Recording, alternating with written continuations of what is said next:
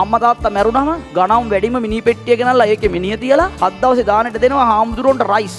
ඇයි අපේ අම්මා කණ්ඩ කැමතිව රයිස්. අම්මා ජීවතුන් අතර නිදු රයිස් තියා ෆ්‍රයිඩ් රයිස් තියා මුකුත් දීලා නැහැ. ඒත් ඔයාලා හොඳට මතක් කරගන්න. පට්ටට වහිනවා හොඳට උදේ පාන්දර. පට්ට සීතලයි. ඒත් අම්මා නැගිටලා උදේ කුස්සියේ ඔයාලට උයන්නේ නැද්ද? ගෝලයන්ට බත් එක හදන්නේ නැද්ද? එතකොට ඒ උදේ පාන්දර අම්මා චීත්තයක් ඔළුවට දාගෙන හරි අපි සීතලේ ගුලි වෙලා බුදියද්දි අපිට කුස්සිය පොල් බින්දින සද්ද ඇහෙන්නේ නැද්ද? අම්මා පොල් ගාන සද්ද ඇහෙන්නේ නැද්ද? ඇහෙනව නේද? එතකොට පුතා අම්මලා එච්චර ගේමක් දෙනවා පුතා. අම්මට ඕන්න නිදා ගන්න හිතෙන්නේ නැද්ද? නිදාගත්තොත් අම්මට නිින්ද යන්නේ නැද්ද? උද්දට උදේ පාන්දර වහිනකොට සීතලේ අව චුට්ටක් පොරවගත්තොත් අම්මට හොඳට නිින්ද යන්නේ නැද්ද?